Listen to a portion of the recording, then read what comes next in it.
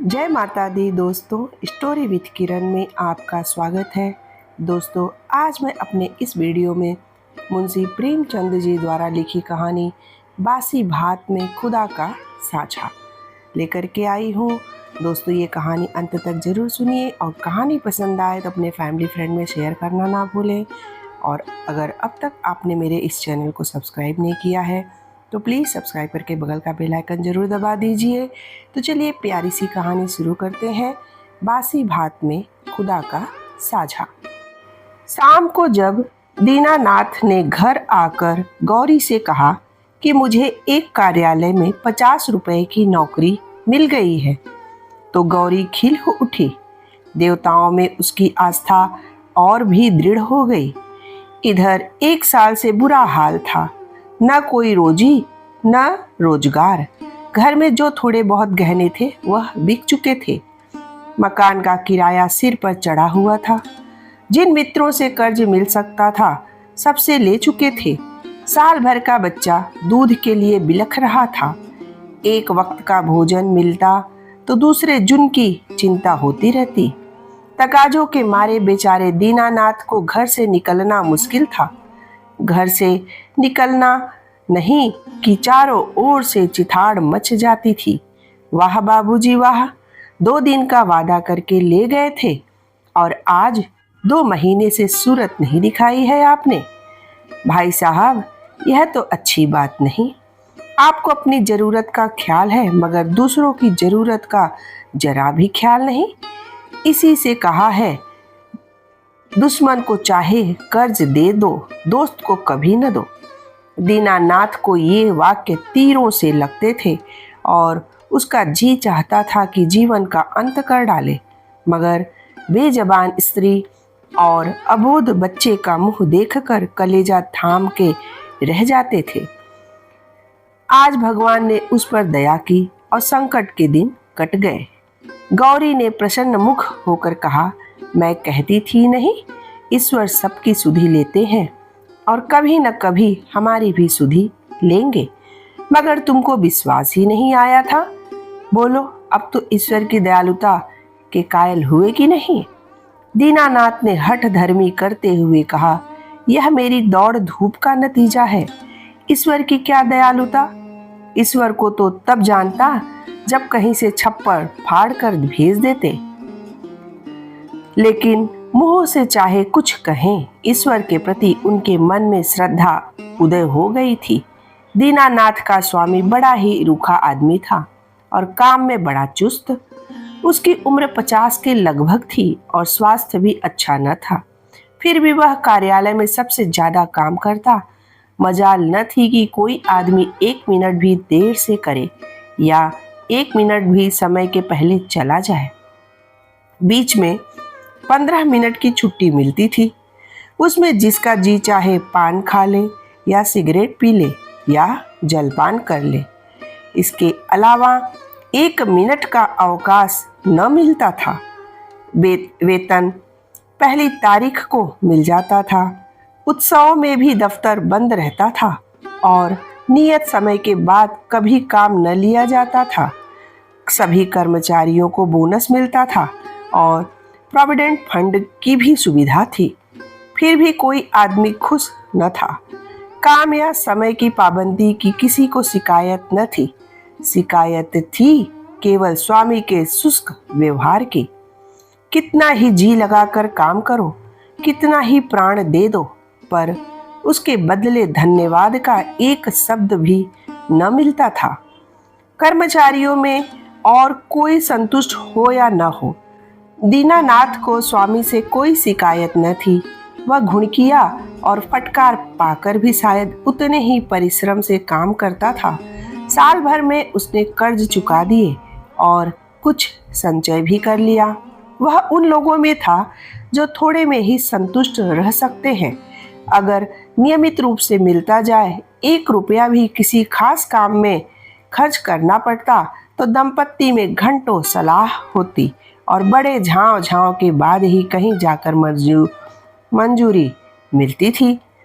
Bill Gauri की तरफ से पेश होता तो दीनानाथ विरोध में खड़े हो जाते और बिल अगर दीनानाथ की तरफ से पेश होता तो गौरी उसकी आलोचना करने के लिए खड़ी हो जाती। बिल को पास करा लेना प्रस्तावक की जोरदार वकालत पर मुंह हसर था। सर्टिफाई करने वाली कोई तीसरी शक्ति वहां न थी और दीनानाथ अब पक्का आस्तिक हो गया था। ईश्वर की दया या न्याय में अब उसे कोई शंका न थी। नित्य संध्या करता और नियमित रूप से गीता का पाठ करता। एक दिन उसके एक नास्तिक मित्र ने जब ईश्वर की निंदा की तो उसने कहा, भाई, इसका तो आज तक निश्चय नहीं हो सका, ईश्वर है या नहीं। दोनों पक्षों के पास इस बात की सी दलीलें मौजूद हैं, लेकिन मेरे विचार में नास्तिक रहने से आस्तिक रहना ही कहीं अच्छा है। अगर ईश्वर की सत्ता है तब तो नास्तिकों को नरक के सिवा कहीं ठिकाना नहीं। आस्तिक के दोनों हाथों में लड्डू है। ईश्वर है तो पूछना ही क्या, नहीं है तब भी क्या बिगड़ता है। 2-4 मिनट का समय ही तो जाता है। नास्तिक मित्र इस दो रूखी बात पर मुंह बिचकाकर चल दिया। एक दिन जब दीनानाथ शाम को दफ्तर से चलने लगा तो स्वामी ने उसे अपने कमरे में बुला भेजा और बड़ी खातिर से उसे कुर्सी पर बैठाकर बोला, तुम्हें यहाँ काम करते कितने दिन हुए? साल भर तो हुआ ही होगा। दीनानाथ ने नम्रता से कहा, जी हाँ, 13वां महीना चल रहा है। आराम से बैठो, इस वक्त घर जाकर जलपान करते हो? दीनानाथ ने जवाब दिया, जी नहीं, मैं जलपान का आदी नहीं हूँ। पान वान तो खाते ही होंगे, जवान आदमी हो, अभी से इतना संयम। यह कहकर उसने घंटी बजाई और अर्दली से पान और कुछ मिठाइयाँ लाने को कहा। दीनानाथ को शंका हो रही थी, आज इतनी खातिरदारी क्यों हो रही है। कहाँ तो सलाम भी नहीं लेते थे, कहाँ आज मिठाई और पान सभी कुछ मंगाया जा रहा है। मालूम होता है मेरे काम से खुश हो गए हैं। इस ख्याल से उसे तो कुछ आत्मविश्वास हुआ और ईश्वर की याद आ गई। अवश्य परमात्मा सर्वदर्शी और न्यायकारी है, नहीं तो मुझे कौन पूछता। अर्दली मिठाई और पान लाया। दीनानाथ आग्रह से विवश होकर मिठाई खाने लगा। स्वामी ने मुस्कुराते हुए कहा, तुमने मुझे बहुत रूखा पाया होगा। बात यह है कि हमारे यहाँ अभी तक लोगों को अपनी जिम्मेदारी का इतना कम ज्ञान है कि अफसर जरा भी नम्र पड़ जाए तो लोग उसकी शराफत का अनुचित लाभ उठाने लगते हैं और काम खराब हो जाता है। कुछ ऐसे भाग्यशाली हैं जो नौकरों से हेल मेल भी रखते हैं, उनसे हंसते बोलते भी हैं, फिर भी नौकरी नहीं बिगड़ते, बल्कि और भी दिल लगाकर काम करते हैं। मुझ में वह कला नहीं है, इसलिए मैं अपने आदमियों से कुछ अलग अलग ही रहना ही अच्छा समझता हूँ और अब तक मुझे इस नीति से कोई हानि भी नहीं हुई। लेकिन मैं आदमियों का रंग ढंग देखता रहता हूँ और सबको परखता रहता हूँ। मैंने तुम्हारे विषय में जो मत स्थिर किया है वह यह है कि तुम वफादार हो और मैं तुम्हारे ऊपर विश्वास कर सकता हूँ। इसलिए मैं तुम्हें ज़्यादा जिम्मेदारी का काम देना चाहता हूँ, जहाँ तुम्हें खुद बहुत कम काम करना पड़ेगा, केवल निगरानी रखनी पड़ेगी। तुम्हारे वेतन में 50 रुपए की और तरक्की हो जाएगी। मुझे विश्वास है तुमने अब तक जितनी तनदेही से काम किया है उतनी उससे भी ज़्यादा तनदेही से आगे करोगे। दीनानाथ की आंखों में आंसू भर आए और कंठ की मिठाई कुछ नमकीन हो गई। जी में आया स्वामी के चरणों पर गिरकर अपना कुछ कहे। अपनी सेवा के लिए मेरी जान हाजिर है। आपने मेरा जो सम्मान बढ़ाया है मैं उसे निभाने में कोई कसर न उठा रखूंगा। लेकिन स्वर काँप रहा था और वह केवल कृतज्ञता भरी आंखों से देखकर रह गया। सेठ जी ने एक मोटा सा लेजर निकालते हुए कहा, मैं एक ऐसे काम में तुम्हारी मदद चाहता हूँ जिस पर इस कार्यालय का सारा भविष्य टिका हुआ है। इतने आदमियों में मैंने केवल तुम्ही को विश्वास योग्य समझा है और मुझे आशा है कि तुम मुझे निराश नहीं करोगे। यह पिछले साल का लेजर है और इसमें कुछ ऐसी रकमें दर्ज हो गई हैं जिनके अनुसार कंपनी को कई हजार लाभ होता है, लेकिन तुम जानते हो हम कई महीनों से घाटे का काम कर रहे हैं। जिस क्लर्क ने यह लेजर लिखा था उसकी लिखावट तुम्हारी लिखावट से बिल्कुल मिलती है। अगर दोनों लिखावटें आमने सामने रख दी जाए तो किसी विशेषज्ञ को भी उनमें भेद करना कठिन हो जाएगा। मैं चाहता हूं तुम लेजर में एक पृष्ठ से निकालकर लिखकर जोड़ दो और उसी नंबर का पृष्ठ उसमें से निकाल लो। मैंने पृष्ठ का नंबर छपवा लिया है, एक दफ्तरी भी ठीक कर लिया है जो रात भर में लेजर की जल्दबाजी कर देगा, किसी को पता तक न चलेगा। जरूरत सिर्फ यह है कि तुम अपनी कलम से उस पृष्ठ की नकल कर दो। दीनानाथ ने शंका की, जब उस पृष्ठ की नकल ही करनी है तो उसे निकालने की क्या जरूरत है? सेठ जी हंसे, तो क्या तुम समझते हो उस पृष्ठ की हूबहू नकल करनी होगी? मैं कुछ रकमों में परिवर्तन कर दूंगा। मैं तुम्हें विश्वास दिलाता हूं कि मैं केवल कार्यालय की भलाई के ख्याल से यह कार्यवाही कर रहा हूं। अगर यह रद्दो बदल न किया गया तो कार्यालय से के 100 आदमियों की जीविका में बाधा पड़ जाएगी। इसमें कुछ सोच विचार करने की जरूरत ही नहीं, केवल आधा घंटे का काम है। तुम बहुत तेज लिखते भी हो। कठिन समस्या थी। स्पष्ट था कि उससे जाल बनाने को कहा जा रहा है। उसके पास इस रहस्य का पता लगाने का कोई साधन न था कि सेठ जी को कुछ कह रहे हैं, वह स्वार्थवश होकर या कार्यालय की रक्षा के लिए। लेकिन किसी दशा में भी है, यह जाल है, घोर जाल। क्या वह अपनी आत्मा की हत्या करेगा? नहीं, किसी तरह भी नहीं। उसने डरते डरते कहा, मुझे आप क्षमा करें, मैं यह काम न कर सकूंगा। सेठ जी ने उसे अविचलित मुस्कान के साथ पूछा, क्यों? इसलिए कि यह सरासर जाल है।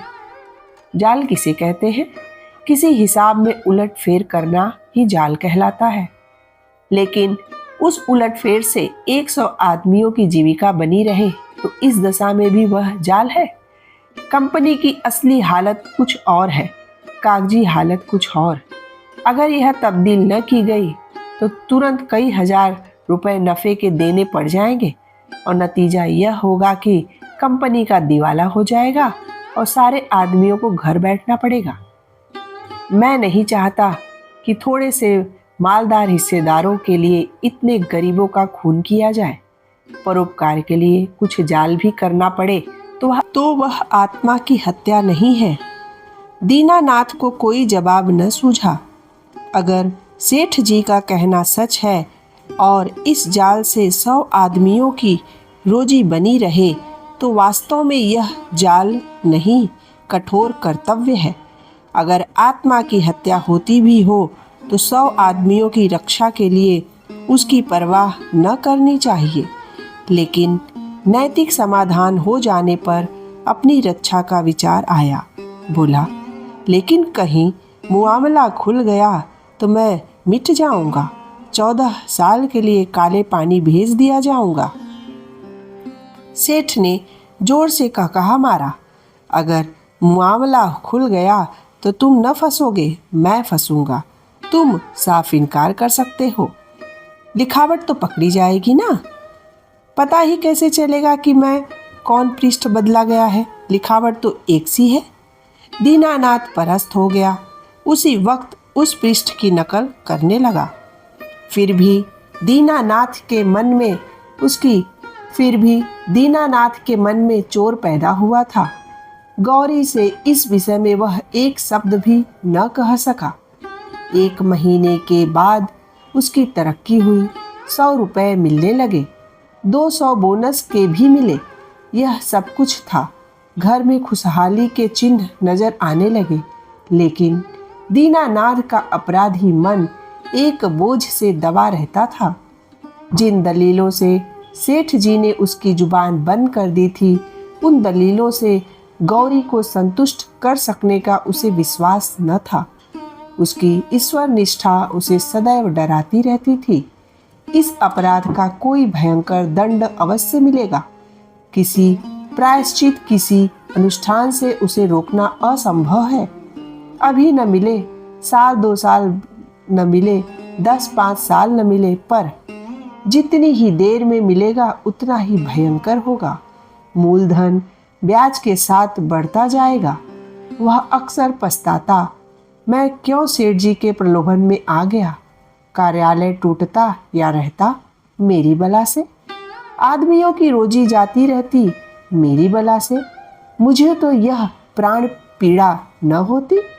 लेकिन अब तो जो कुछ होना था वो हो चुका था और दंड अवश्य मिलेगा। इस शंका ने उसके जीवन का उत्साह, आनंद और माधुर्य सब कुछ हर लिया। मलेरिया फैला हुआ था। बच्चे को ज्वर आया।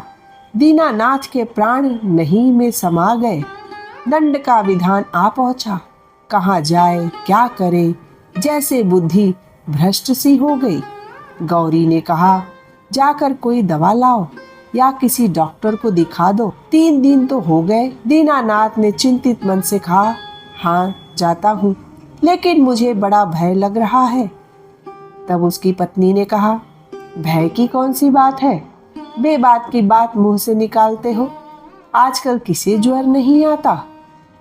तब दीनानाथ ने कहा, ईश्वर इतना निर्दयी क्यों है। ईश्वर निर्दयी है पापियों के लिए। हमने किसका क्या हर लिया है। इस तरह से दीनानाथ की पत्नी ने जवाब दिया, ईश्वर पापियों को कभी क्षमा नहीं करता।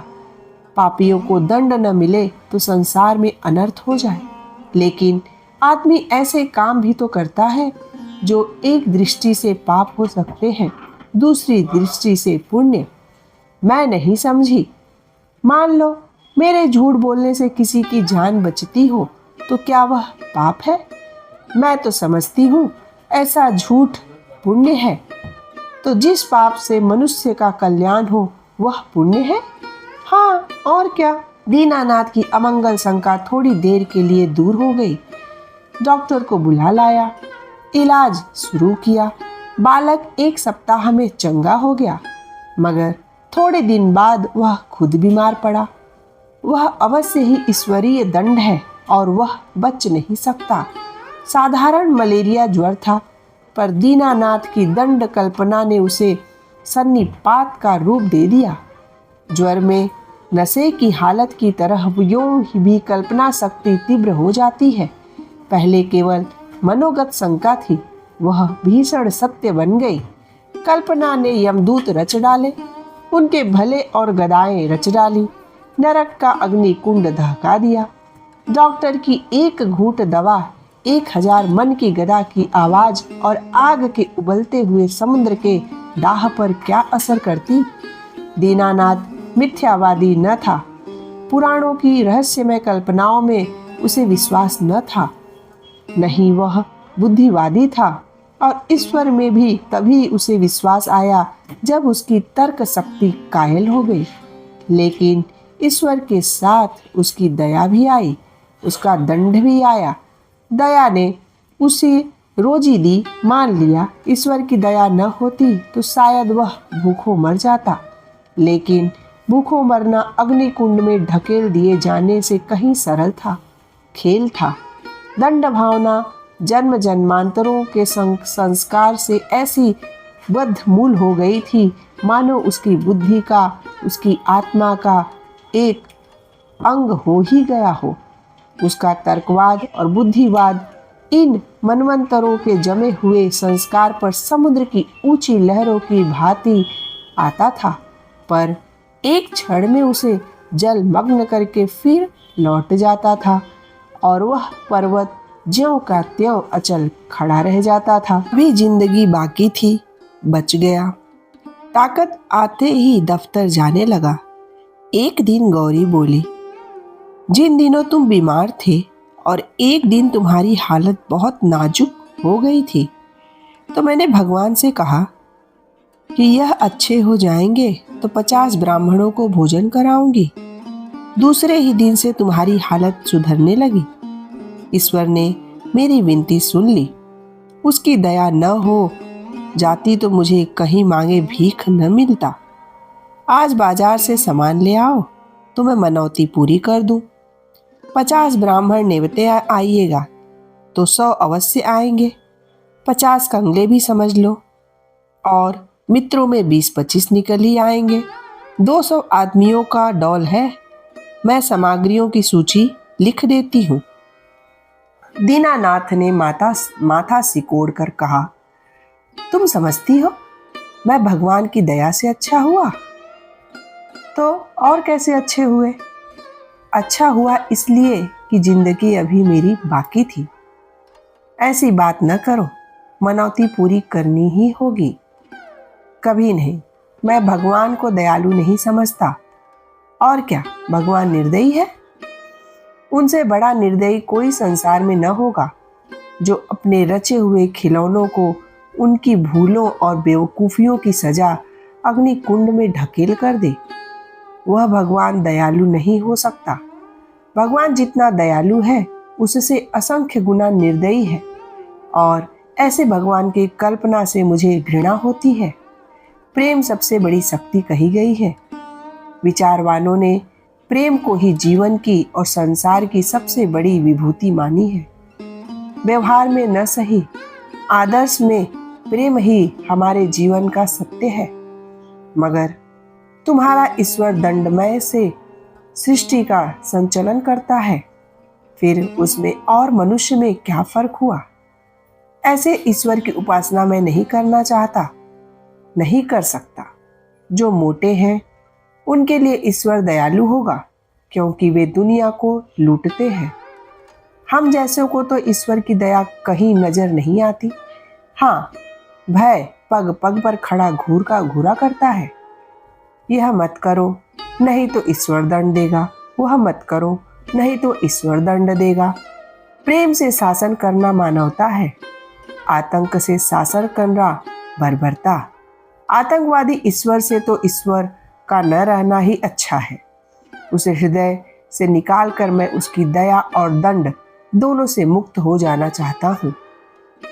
एक कठोर दंड बरसों से प्रेम को मिट्टी में मिला देता है।